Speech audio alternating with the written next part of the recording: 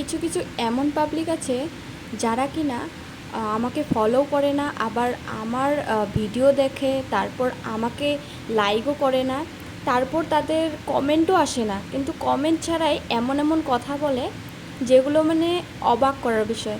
যেমন এই ধরো, বলছে যে আমি নাকি অনেক অহংকার দেখাই, তারপর মানে অনেক কিছু।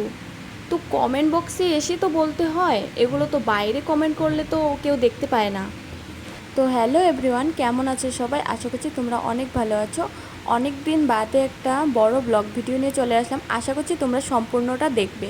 তো আমরা যাচ্ছিলাম ঘুরতে সবাই মিলে, আমরা 5 জন ছিলাম।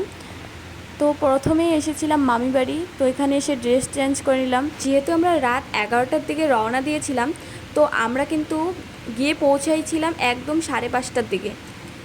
তো রাস্তা তো শেষই হচ্ছিল না, তারপরে কিছুক্ষণ পর দেখতে পাই একটা অনেক বড় মন্দির, যেখানে অনেক বড় শিবলিঙ্গ আছে। দেখে আমার অনেক ভালো লাগছিল, তাই ভাবলাম এটা ভিডিওতে ক্যাপচার করে নিই, তোমাদেরকেও শেয়ার করতে পারবো। তারপরেই চলে গেছিলাম একটা হোটেলে। যেহেতু 5:30 বেজে গেছিলো, সারা রাত ঘুমোই নেই, তো অনেক ক্লান্ত ফিল হচ্ছিল। তো সবাই মিলে এসে পড়লাম, একটা রুম নিয়েছিলাম। তো সেখানে 3টা বেড ছিল। আমরা যেখানে ছিলাম এই জায়গাটা রাতের বেলা থেকে দিনের বেলা অসাধারণ দেখতে ছিল। মানে তোমরা তো দেখতেই পাচ্ছ ভিউটা কত সুন্দর, আমার বেশ ভালো লেগেছিল। এখানে কিছু ফটো ভিডিও বানিয়ে তারপর আমরা একদম চলে গেছিলাম মন্দিরের উদ্দেশ্যে যেখানে যাচ্ছিলাম। তো আমরা কিন্তু কিছুই খাইনি, না খেয়েছিলাম, যেহেতু আমরা মন্দিরে যাব তাই মন্দির থেকে এসেই খাওয়া দাওয়ার প্ল্যানটা ছিল। তো আমরা কিন্তু রওনা দিয়েছিলাম যাওয়ার জন্য, এসেও পড়েছি। মন্দিরটার নাম হচ্ছে সোমনাথ মন্দির। ভিডিওটা কিন্তু অনেক বড় হবে, প্লিজ তোমরা কেউ স্কিপ করো না। যখন আমরা মন্দিরের কাছাকাছি চলে আসলাম তখন বলা হলো যে মোবাইল, স্মার্ট ওয়াচ এগুলো কিচ্ছুই নেওয়া যাবে না। তো আমার মনের মধ্যে খুব খুব খারাপ লাগছিল, কি আর বলবো যে তোমাদেরকে শেয়ার করতে পারবো না মন্দিরের ভিতরে ব্যাকগ্রাউন্ড এগুলো সব। তো তারপরে এই যে এখানে কাউন্টার সিস্টেম ছিল, তো এখানে সবাই মোবাইল রাখলো। আর মন্দিরের ভিতরটাতে যখন ঢুকলাম তখন তো অসাধারণ ছিল, তোমাদেরকে সেটা বলে বোঝাতে পারবো না। অবশ্যই তোমরা একবার সোমনাথ মন্দিরে আসবা, তখন বুঝতে পারবা যে কত সুন্দর।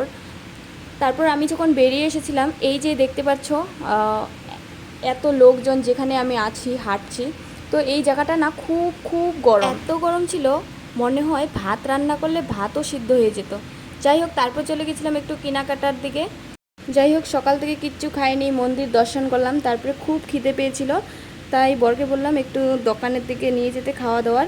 তো এখানে এসে প্রথমে নিয়েছিলাম একটু সিম্পল ম্যাগি, তারপরে আরেকটা নেওয়া হয়েছিল মশলা ম্যাগি, তারপরে মঞ্চুরিয়ান, এগুলোই খেলাম। খাওয়া দাওয়া শেষ করে কিন্তু আমরা সমুদ্র পাড়ে চলে গেছিলাম। এখানে অনেক লোকজন ছিল আমাদের মতো, সেলফি ভিডিও করছিল। আমরাও কিন্তু অনেক সুন্দর উপভোগ করছিলাম এই সমুদ্রটাকে, খুব ভালো লাগছিল, অনেক কাছ থেকে দেখছিলাম, তো অনেক এক্সাইটেড ছিলাম।